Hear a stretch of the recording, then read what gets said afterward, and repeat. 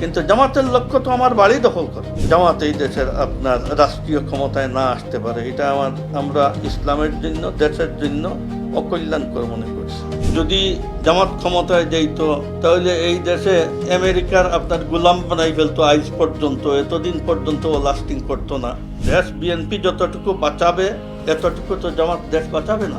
আর জামাতের হইল দেশ বিক্রি করেও যদি আমি ক্ষমতায় থাকতে পারি তাহলে জামাত এটা করে। আসসালামু আলাইকুম রহমতুল্লাহ। সুপ্রিয় দর্শক, মজার ঘটনা, প্রধানমন্ত্রী জনাব তারেক রহমান তার জোট সঙ্গীদের নিয়ে একটা নৈশভোজের আয়োজন করেছে।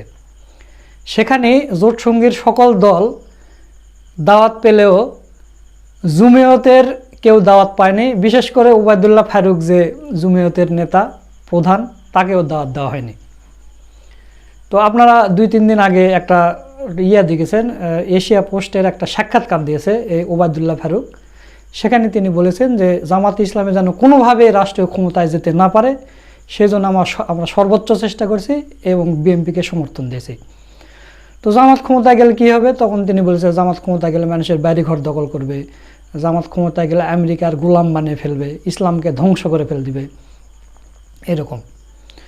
তো আপনাদেরকে বলবো, আপনারা যদি নিকৃষ্ট মানের মুনাফিক দেখতে চান তাহলে আপনারা এই ওবায়দুল্লাহ ফারুকের দিকে তাকান। আমি তো মনে করি আবদুল্লাহ বিন ওবাই বিন সালুরের উত্তরসূরি, যোগ্য উত্তরসূরি হচ্ছে এই ওবায়দুল্লাহ ফারুকি।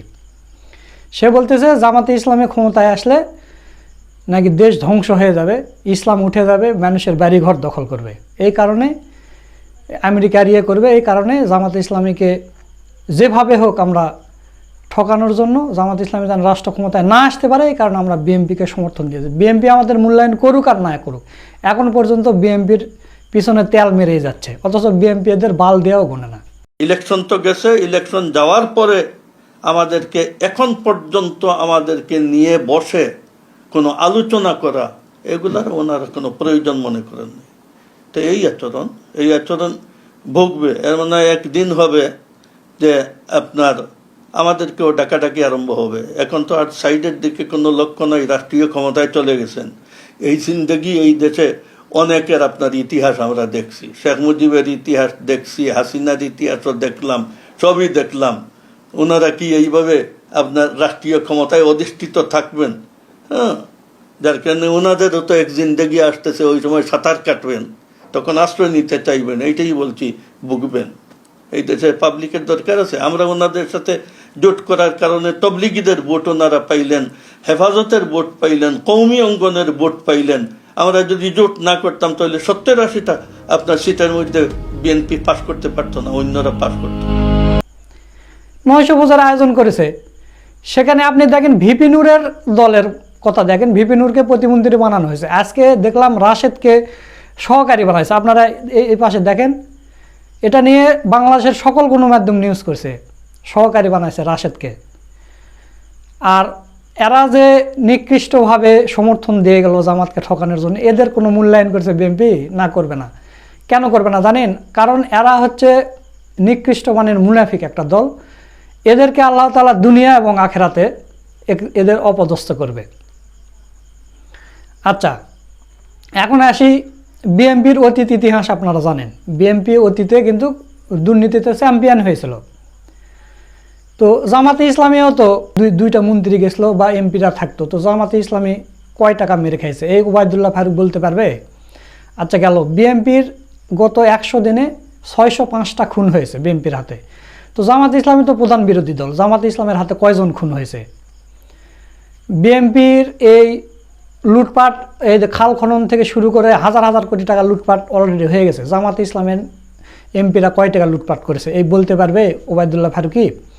আচ্ছা, ঠিক আছে, এখন আপনাদের বলি যে বিএনপির 100 দিনের হিসাব টিআইবি যে রিপোর্টটা দিয়েছে, 100 দিনে 605টা খুন হয়েছে বিএনপি আমলে, এবং তাদের নিজেদের অভ্যন্তরে কোন দলে প্রায় 300-র মতো মানুষ মারা গেছে, এবং এই 300 মানুষের একজনেরও মামলা করা হয়নি, কারণ তারা নিজেরা মরেছে। মামলা করবে কার নামে? বিএনপিরাই মেরেছে বিএনপিকে, এই কারণে কোনো মামলা হয়নি, এখনও কারো বিচার হয়নি। আপনারা মিটফোটে দেখেননি পাথর দিয়ে মানুষ মারা, ওটার বিচার হয়েছে? কোনো হয়েছে? কাউকে গ্রেপ্তার করা হয়েছে? না, কিচ্ছু হয়নি। আল্লাহ তাআলা কোরআনে বলেছে যারা ভালো কাজের সুপারিশ করবে, ভালো কাজ করবে, তাদের একটা অংশ সে পাবে। আর যারা খারাপ কাজের সুপারিশ করবে বা খারাপ কাজ যারা করতে তাদেরকে সমর্থন করবে তাদের পাপের একটা ভাগ পাবে। এখন ওবায়দুল্লাহ ফারুকী সাহেব তিনি একজন আলিম মানুষ, তিনি বিএনপিকে এখন পর্যন্ত সাপোর্ট দিয়ে যাচ্ছে এবং বিএনপির আমলে এই 100 দিনে 605টা খুন হয়েছে। আল্লাহ তাআলা কোরআনে বলেছেন যে যদি কোনো ব্যক্তি নির্দোষ কোনো ব্যক্তিকে যদি কেউ হত্যা করে তাহলে সে যেন পৃথিবীর সমস্ত মানুষকে হত্যা করলো। তাহলে এই 300 মানুষ নিজেদের কোন দলে, আর সর্বমোট 605টা মানুষ খুন হয়েছে গত 100 দিনে। এই 605টা মানুষের মধ্যে কি একজনও নির্দোষ মানুষ নেই যাকে খুন করা হলো? তো যদি থাকে তাহলে একটা মানুষকে খুন করলে পৃথিবীর সমস্ত মানুষকে খুন করার পাপ পড়তেছে একটা দলের উপর, এবং সেটার ভাগ কি এই ওবায়দুল্লাহ ফারুক পাবে কিনা আপনারা কি মনে করেন? আর রাসূল সাল্লাল্লাহু আলাইহি ওয়াসাল্লাম বলেছেন যে তোমরা রাষ্ট্রের টাকা মেরে খেও না, কারণ রাষ্ট্রের টাকা মেরে খেলে ওই রাষ্ট্রে যতগুলো জনগণ আছে সবার কাছে হিসাব দিতে হবে। তোমরা যদি একটা মানুষের টাকা মেরে খাও, তুমি কিয়ামতের দিন ওই একটা মানুষের কাছে মাপ চাইলে সে মাপ করে দিতে পারে, কিন্তু একটা রাষ্ট্রে যদি 20 কোটি 30 কোটি মানুষ থাকে সেই রাষ্ট্রের তুমি টাকা মেরে খেলে ওই 30 কোটি মানুষ তোমাকে ক্ষমা করবে না। তো এত কোটি কোটি টাকা লুটপাট হয়ে যাচ্ছে, খুন হচ্ছে, ধর্ষণ হচ্ছে এবং দুর্নীতি হচ্ছে, এগুলোর ভাগ কি ওই ওবায়দুল্লাহ ফারুকের আমল নামায় যাবে কিনা আপনারা কি মনে করেন? তো দর্শক, এই বিষয় নিয়ে আর কথা বলতে চাচ্ছি না, আপনারা কমেন্টে জানিয়ে দিবেন। তো প্রধানমন্ত্রী যে নৈশ ভোজের আয়োজন করেছে সেখানে যে এই ওবায়দুল্লাহ ফারুকীকে দাওয়াত করা হয়নি, এই বিষয় নিয়ে গুরুত্বপূর্ণ আলোচনা করেছেন আমাদের বড় ভাই মোহাম্মদ সোলাইমান। তো চলুন আমরা সেই ভিডিওটা একটু দেখে আসি। কওমি হুজুরদের 4 আনার দাম দিল না বিএনপি সরকার, মাননীয় প্রধানমন্ত্রী তারেক রহমান। টিস্যু পেপারের মতো ব্যবহার করে এখন ছুঁড়ে ফেলে দিচ্ছে। দর্শক, মাননীয় প্রধানমন্ত্রী তার জোটের শরিকদের নিয়ে নৈশভোজের আয়োজন করেছে। নৈশভোজ শুরু হওয়ার আগেই আমি এই আলোচনা করছি। অনেক খাওয়া দাওয়া হবে। এই নৈশভোজ এটা শুধু খাওয়া দাওয়া না, এটার একটা রাজনৈতিক তাৎপর্য রয়েছে। কূটনীতিতে এরকম নৈশভোজ হয়, ডিনার পার্টি হয়, লাঞ্চ পার্টি হয়। আবার কূটনীতিতে যা স্বাভাবিক যে সাক্ষাৎ, যেটার নাম দেয় সৌজন্য সাক্ষাৎ, আসলে ওটা কোনো সৌজন্য সাক্ষাৎ না, ওটা একটা গোপন মিটিং। ওটা কি বিষয়ে মিটিং ওইটা বলা যাবে না বলে সৌজন্য সাক্ষাৎ নাম দিয়েছে। এখন প্রধানমন্ত্রীর যে নৈশভোজ শরিকদের নিয়ে, মিত্রদের নিয়ে, এটা জাস্ট কোনো নৈশভোজ না, এটা অতি গুরুত্বপূর্ণ বৈঠক। এখন কি বিষয়ে আলোচনা হবে ওইটা বলা যাবে না বলে নাম দিয়েছে নৈশভোজ। নইলে সরাসরি লিয়াজু কমিটি বা অমুক তমুক জোটের বৈঠক যে কোনো একটা নাম দিয়ে মিটিং করতে। এখানে খাওয়া দাওয়া ইম্পর্টেন্ট না, এখানে রাজনীতি করে তারা অনেকের পয়সাপাতি আছে। এমনিতে কওমি মাদ্রাসা যেভাবে চলুক, মানুষের দানের টাকায় বা যেভাবে হোক না কেন, শিক্ষার্থীরা ডালের পানি খাক আর যাই খাক না কেন, এই কওমি ভিত্তিক যারা রাজনীতি করে তারা তো পাজেরো গাড়িতে চলেন এবং তাদের খাওয়া দাওয়া টাকা পয়সার অভাব নেই। এই জন্য যারা একটু ধনী, উন্নত জীবনযাপন করে, তারা কিন্তু ভালো খেতে পারেন না। তো এইরকম এখানে খাবার, উন্নত রাজকীয় খাবার, প্রধানমন্ত্রী দপ্তরে খাবার, এটা তেমন ইম্পর্টেন্ট কিছু না। মূলত এটা একটা অতি গুরুত্বপূর্ণ রাজনৈতিক হিসাব নিকাশের বৈঠক মাননীয় প্রধানমন্ত্রী আহ্বানে, যেখানে প্রধানমন্ত্রীর শরিক যারা তারা দাওয়াত পেয়েছেন, বৈঠক হবে। কিন্তু প্রধানমন্ত্রীর এই নৈশভোজে জমিয়তে উলামা ইসলাম যারা বিএনপির হয়ে খেয়ে না খেয়ে খেটেছেন, বিএনপির নির্বাচনের প্রধান প্রতিদ্বন্দ্বী জামাতকে ডিমোরালাইজ করতে যথেষ্ট চেষ্টা করেছেন, তাদের ঈমান, আখলাক, তাদের চরিত্র, নীতি, নৈতিকতা সবকিছু বিসর্জন দিয়ে তাদের নিজেদের ঘরের ভাইদের সাথে, দ্যাট মিনস কৌমিদের আর এক গ্রুপের সাথে ঝগড়া বিবাদ করে, কাদা ছড়াছড়ি করে, যেমন চরমোনার সাথে জমিয়ত অনেক ঝগড়া করেছে, অকথ্য ভাষায় ঝগড়া করেছে, মামুনুল হকের দলের সাথে ঝগড়া টগড়া হয়েছে।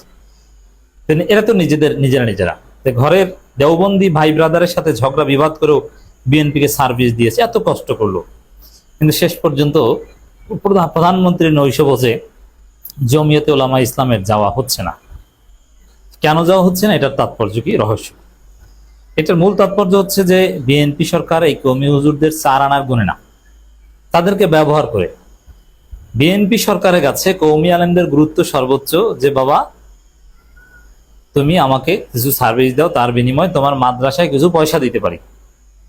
ক্ষমতা চাবা না, এইসব হুজুরদের ক্ষমতা কাঠামোতে ঢুকিয়ে আমরা ফাও ফেতনা সৃষ্টি করতে চাই না। কারণ ক্ষমতা হজম করার মতো সক্ষমতা এই হুজুরদের নাই, এটা বিএনপি মনে করে। এবং পশ্চিমারা বা কে কি আবার মাইন্ড করে যে এইসব বড় বড় দাড়িওয়ালা হুজুররা বিএনপির পদে আছে, এরা আবার মৌলবাদী টৌলবাদী নাকি, এইসব কারণেও বিএনপি এইসব হুজুরদের জোটে নিয়ে মন্ত্রী টন্ত্রী বানিয়ে এমপি টেমপি বানিয়ে বিতর্ক সৃষ্টি করতে যাচ্ছে না। কিন্তু মাদ্রাসায় কিছু পয়সা দেওয়া লাগবে, সেটা দিতে চায়। যেমন মীর হেলাল কওমি মাদ্রাসায় টাকা দিবেন, এসে বলবেন যে আমরা যে কোনো ধরনের ধর্মীয় রাজনীতির বিরুদ্ধে। মজা না? তারা কিছু টাকা দিয়ে কওমি হুজুরদের ঠান্ডা করবেন। আল্লামা মহিবুল্লাহ বাবুনগরীদের টাকা পয়সা দিবেন, কিন্তু বলবেন যে আমরা শরিয়া আইনে বিশ্বাস করি না। এবং আরো জাকাত এবং চাঁদাবাজ বলবেন যে চাঁদাবাজি, জাকাতের চাইতে চাঁদাবাজি ভালো। আরো অনেক কিছু বলবেন, কিন্তু এরা কিছু বলবে না। জাস্ট মাদ্রাসায় কিছু পয়সা পাতি দিয়ে এদেরকে ঠান্ডা করা হচ্ছে বিএনপি নীতি। বিএনপি চাইলে এই যে 4 জন কওমি হুজুরদের নমিনেশন দিয়েছিল, এই 4 জনকে এমপি বানিয়ে আনতে পারত, কোনো ব্যাপার ছিল না। একজনকেও বানায়নি, কারণ এই 4 কওমি হুজুরদের বিরুদ্ধে কোথাও জামাতের শক্তিশালী প্রার্থী ছিল না। জামাত তাদের শরিকদেরকে মাঠে নামিয়েছে, যারা এই জমিয়ত উলামা ইকরামদের চাইতে পরিচিতির দিক থেকে দুর্বল ছিল। কিন্তু বিএনপি এদেরকে জিতিয়ে আনে নাই। কেন জিতিয়ে আনে নাই? বিএনপি আসলে এই হুজুরদের বোঝা মনে করে, যে পার্লামেন্টে নিব, এবার আবার মন্ত্রিত্ব চাইবে, মন্ত্রিত্ব পার্লামেন্টে না যাইতে পারার, না যেও চেয়েছিল। তো কি আবার কি হুজুর টুজুর আবার কেউ মৌলবাদী টৌলবাদী বলে কিনা, আবার আমরা দক্ষিণ পন্থার বিরোধিতা করি, হুজুরদের মৌলবাদী বলে, সেখানে আমাদের মন্ত্রী পরিষদ থাকলে খারাপ দেখায় না? ইচ্ছা করে এদেরকে জিতিয়ে আনে নেই। এবং জমিয়ত দাবি করেছিল যে আমাদেরকে একটু মন্ত্রী বানানো হোক, প্রতিমন্ত্রী বানানো হোক, কারণ অনেকেই তো জিতে নাই, তাদেরকে মূল্যায়ন করা হয়েছে। কিন্তু তাও না, এমপি বানায় নাই, মন্ত্রী বানায়, ইচ্ছাকৃত ভাবে বানায়নি। কারণ ওই ঝামেলা করতে চায় না মন্ত্রী পরিষদে হুজুর, এইসব ভেজাল তারা নিতে চাচ্ছে না। এরপরে রাশেদ খানের মতো ছোট একটা বাচ্চা ছেলে, আমাদের ছোট ভাই, তাকে প্রধানমন্ত্রীর বিশেষ সহকারী সচিব পদমর্যাদা নিয়োগ দিয়েছে। কিন্তু জমিয়ত উলামা ইকরাম কাউকে বাইতুল মোকাররমের খতিব বা ইসলামী ফাউন্ডেশনের ডিজি বা বিশেষ সহকারী রাজনৈতিক উপদেষ্টা বা ফতোয়া কমিটির প্রধান বা বিএনপির আকীদা বিষয়ক সম্পাদক সরকারের কোনো কিছুতে নিয়োগ দিল না। কি অপমান, কি লাঞ্ছনা, একদম টিস্যু পেপার। এখন এত অপমান লাঞ্ছনা, এরকম লাথিগুতা খেলে তখন কি আর 2 প্লেট ভাত খেতে ডাকলে সেখানে কেউ যায়? এর ফলে জমিয়ত যাচ্ছে না। এখন অনেকে বলতে পারে না, আমাদের দাওয়াত দিয়েছিল, আমরা বরং যাইনি। দাওয়াত দিয়েছিল এটাও আমি জানি, এবং না যাওয়ার সিদ্ধান্তটা আপনাদের এটাও জানি। কিন্তু আপনারা যে অপমানিত লাঞ্ছিত হয়েছেন, এরপরে কি সেখানে যাওয়া যায়? আপনারা চেষ্টা করেছিলেন সেখানে যেতে, কিন্তু এতটা অপমানিত হয়েছেন, এতটা অবমূল্যায়ন করছে যে 2 প্লেট ভাত খাওয়ানো ছাড়া আর কিছু পয়সা দেওয়া ছাড়া আপনাদের কিছুই দিতে চায় না। এটা হচ্ছে একটা দিক। আর এটা আরেকটা দিক হচ্ছে যে এটা নাটক হতে পারে, আরেকটা পার্সপেক্টিভ। কি নাটক? যে এখানে জামাত জোট ভাঙার একটা প্রজেক্ট হাতে নিয়েছে, আর এই নাটক আসলে যদি হয়েও থাকে, এটাও জমিয়ত চায় না। তারা চেয়েছিল এমপি হব, মন্ত্রী হব, কিন্তু না, এটা তাদের ভাগ্যে জোটলো না। কিন্তু বিএনপি হয়তো বা তাদের নিয়ে প্ল্যান করেছে, জামাত জোটটা ভাঙা দরকার, কওমি আলেমদের জামাত থেকে দূরে সরিয়ে নিয়ে জামাতকে কিছুটা দুর্বল করা দরকার। এখন জামাত জোট যদি ভাঙতে হয়, তাহলে এই জমিয়তকে আগে বিএনপি জোট থেকে সরাতে হবে, যাতে জমিয়ত বলতে পারে, এই দেখো মামুনুল হক, দেখো আমরা বিএনপি জোট থেকে বের হয়ে এসেছি। অর্থাৎ তোমরা যদি কওমি সন্তান হয়ে থাকো, দেওবন্দি হয়ে থাকো, তাহলে তোমরা জামাত জোট থেকে বের হয়ে 7 দল ঐক্য জোটে আসে, আমাদের হেফাজতের আমির বলেছে। তখন মামুনুল হকরা আরো বেশি চাপ ফিল করবেন জামাত জোট ছাড়তে, যেহেতু জমিয়ত অলরেডি ছেড়ে দিয়েছে। এখন জমিয়ত জামাত জোট ছাড়তে চাপ দিতে পারবে। এভাবে জামাত জোট ভাঙতে সহজ হবে। এই পরিকল্পনার অংশ হিসেবেও এই নৈশভোজে না যাওয়ার নাটকীয়তা হতে পারে, অথবা পরিকল্পিতভাবে জমিয়তকে দূরে সরিয়ে দেওয়ার এই ঘটনা হতে পারে। তা ঘটনা যাই হোক, এটা আসলে জমিয়ত বা কওমি হুজুররা চায় নাই। তারা চেয়েছিল একটু এমপি হই, মন্ত্রী হই, কিন্তু তাদের কপালে জোটে নেই। দিন শেষে প্রমাণিত হলো যে কওমি আলেম ওলামারা জামাত ইসলামের কাছে নিরাপদ, সবচেয়ে সম্মানিত। যেসব কওমি আলেমরা জামাত জোটে এসেছে, জামাত তাদেরকে যথাসম্ভব অনেককে, প্রথম কথা হচ্ছে নির্বাচন করার সুযোগ দিয়েছে অনেক জায়গায়, আবার সর্বোচ্চ জামাতের পয়সা পাতি, জামাতের রিসোর্স ব্যবহার করে তাদের অনেককে জিতিয়ে এনেছে, পার্লামেন্টে পাঠিয়েছে। এবং পার্লামেন্টে যারা যেতে পারে নাই, তাদেরকেও জামাত রাজকীয় মর্যাদা দিচ্ছে। যেমন আল্লামা মামুনুল হক পার্লামেন্টে যেতে পারেননি, জামাত তাকে সর্বশক্তি দিয়ে জিতিয়েছিল, কিন্তু বিএনপি হারিয়ে দিয়েছে, এটা আলাদা আলোচনা। কিন্তু তারপরও মামুনুল হক যদি জামাত জোটের কোনো প্রোগ্রামে যান, কোনো সেমিনার বা এই বিবেকীয় সমাজ, অনেক জায়গায় গেছেন না, জামাত জোট তাকে যে সম্মান দেয়, জামাত যে তাকে সম্মান দেয়, রাজকীয় মর্যাদা দেয়, এত সম্মান এই কওমি হুজুরে কোথাও কোনোদিন পায়নি। কওমি আলেমরা চরমনায় যখন জামাতের কাছে এসেছিল অসম্ভব সম্মান দিয়েছে। কওমি আলেমরা জামাতের কাছে আসলে অতীত যাই হোক, জামাত তাদেরকে মাথার তাজ করে রাখে, এটাই হচ্ছে সত্য কথা। সুপ্রিয় দর্শক, আপনারা সোলাইমান ভাইয়ের ভিডিও সহ পুরো ভিডিওটা দেখলেন। তো আজকের এই ভিডিও সম্পর্কে আপনাদের মতামত কি, বিশেষ করে ওবায়দুল্লাহ ফারুক এই লোক সম্পর্কে আপনাদের মতামত কি, তা অবশ্যই কমেন্ট করে জানিয়ে দিবেন। ভিডিওটা ভালো লাগলে শেয়ার করবেন। সকলকে ধন্যবাদ। আসসালামু আলাইকুম ওয়া রাহমাতুল্লাহ।